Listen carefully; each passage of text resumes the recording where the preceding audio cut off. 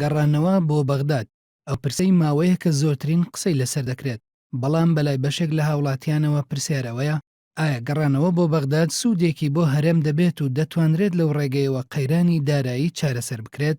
ماوەیە کە میدیاکانی سربەیەکێتی و گۆڕان و تەنانەت هەندێک لە بەرپرسانی ئەو دوو لایەنەش باز لەوە دەکەن لەم قۆناغەدا گەڕانەوە بۆ بەغداد باشترین چارەسەرە بۆ دۆخی دارایی هەرێم.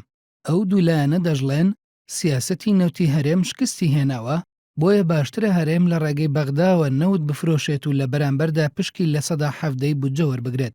لە بەرامبەرشدا میدیاکانی نزیک لە پارتی باز لەوە دەکەن سیاسەتی نەوتی هەرێم سەرکەوتوو بووە و دۆخی ئابووری عێراق لە هەرێم باشتر نییە. نێچیروان بارزانی سەرۆکی حکوومەتی هەرێم لە دوایین لێدوانیدا لەو بارەیەوە ڕایگەیاند هەرێم جارێکی دیکە ئامادە نییە کۆنتڕۆڵی نەوتی خۆی بداتەوە دەستی بەغدا.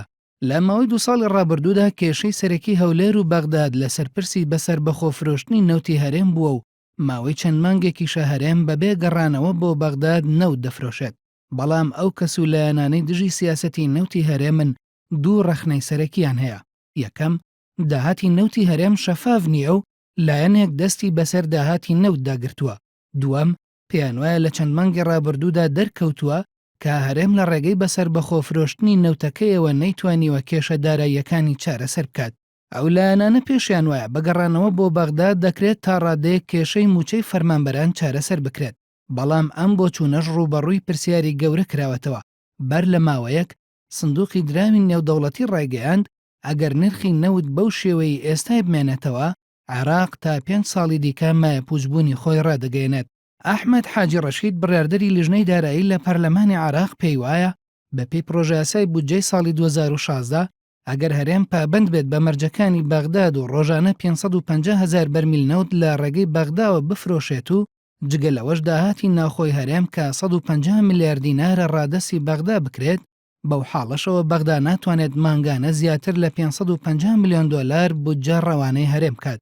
ئەوەش لە کاتێکدایە موچەی مانگێکی فەرمانبەرانی هەرێمی کوردستان 850 میلیارد دینارە. نیگەرانی ئەوەش هەیە بەگەڕانەوە بۆ بەغداد و فرۆشتنی نەوت لە ڕێگەی بەغداوە لە داهاتوودا لە ئەگەری سەرهەڵدانەوەی ناکۆکی نێوان هەولێر و بەغداد جارێکی دیکە کۆمپانیا بیانیەکان ئامادە نەبن نەوتی هەرێم بکڕن. جگە لەوە نیگەرانی ئەوەش هەیە لە ئێستادا لە نەسیاسیەکانی هەرێم زیاتر لە هەر کاتێکی دیکە پەرش و بڵاون. ئەمەش کاریگەری لەسەر دانوستانەکانی هەولێر و بەغداد دەبێت. بۆ پێی شاندی هەرێم لە دانوستانەکاندا لەگەڵ بەغداد قورسایی جارانی نابێت.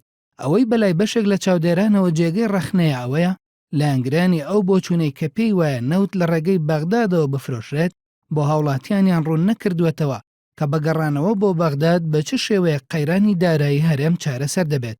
لە بەرامبەریشدا چاودێران ڕەخنەیان لە ناشەفافبوونی سیاسەتی ئێستای نەوتی هەرێم هەیە کە بۆتە هۆی دروستبوونی بێمتمانەیی لە نێوان هاوڵاتیان و لایەنە سیاسیەکاندا.